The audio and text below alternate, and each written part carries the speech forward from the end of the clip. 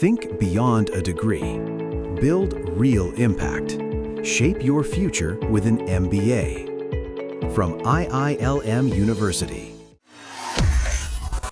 एक बात तो ये समझिए कि पूरा जो माननीय वित्त मंत्री जी का जो भाषण है, बजट भाषण, उस पर अगर संपूर्णता में देखेंगे तो किसान, महिला या फिर आप दलित वर्ग के लोग, जो गरीब लोग हैं, उस पर केंद्रित करके उनके उत्थान के लिए क्या क्या हो सकते हैं, किन किन क्षेत्रों में हो सकते हैं, उसको ध्यान में रख के ये किया गया बजट है। अब उसके अलावा आप अगर ये समझें कि मेरा जो दो विभाग है, पशुपालन है और मत्स्य पालन है। पशुपालन के क्षेत्र में हम आज पूरे दुनिया में दूध उत्पादन में पहले स्थान पर हैं, लेकिन हमारे देश में जो पशु स्वास्थ्य से जुड़े विषय थे, उसके आधारभूत संरचना की थोड़ी कमी थी। उस पर ध्यान इस बार के बजट भाषण में किया गया। जो पशु महाविद्यालय, चिकित्सा महाविद्यालय या पशुओं के पारा स्टाफ के इंस्टीट्यूट्स, इन सारे चीजों पर ध्यान केंद्रित करके इस इंफ्रास्ट्रक्चर को कैसे विकसित किया जाएगा, उस पर बजट भाषण में चर्चा है।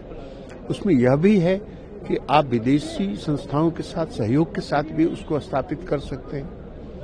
इंटीग्रेटेड वैल्यू चेन, जिसमें पशु है, पोल्ट्री है, डेयरी है, इस इंटीग्रेटेड वैल्यू चेन को संगठित क्षेत्रों में लाके एपीओस के माध्यम से, सहकारी समितियों के माध्यम से, इनके माध्यम से इसको इंटीग्रेटेड वैल्यू चेन को विकसित करने पर ध्यान दिया गया है।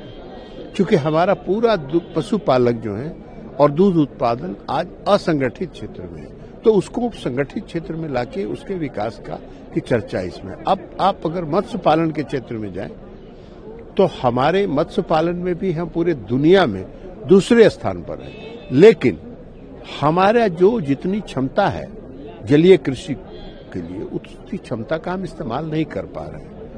हम लगभग 20 लाख टन की क्षमता है मेरे, हम मात्र 2.5 लाख टन उन संस्थाओं से मात्र हम मछली का उत्पादन कर पा रहे हैं। उसको कैसे विकसित किया जाए, इसको ध्यान में रख के 500 अमृत सरोवरों में को जलीय कृषि के लिए कैसे विकसित किया जाए, उसकी चर्चा है।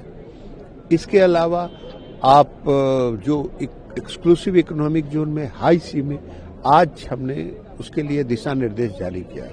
हम उसमें अब मछली पालन करेंगे, मछली को पकड़ने की हमारे मछुआरे लोग इंडियन वेसल्स जो हिंदुस्तानी झंडे के साथ उसको लेके घूमेंगे और वहां से मछली का ही करेंगे। आज की तक के नियम के मुताबिक वो अगर एक्सक्लूसिव इकोनॉमिक जोन में जो या हाई सी में अगर कैच करते और हमारे देश में अगर किसी लैंडिंग सेंटर पर अगर वो उतारते तो वो इंपोर्ट माना जाता था। अब वो ड्यूटी फ्री हो गया और हम अगर उसी कैच को अगर विदेशों के किसी पोर्ट पर उतारेंगे तो वो हमारा एक्सपोर्ट माना जाएगा। तो ये पूरा हमारे जो एक्सपोर्ट है और देश की अर्थव्यवस्था में एक बहुत बड़ा ये कदम है। इसके अलावा और भी कई तरह की चीजें हैं जिनकी चर्चा उसमें बजट में हुई है।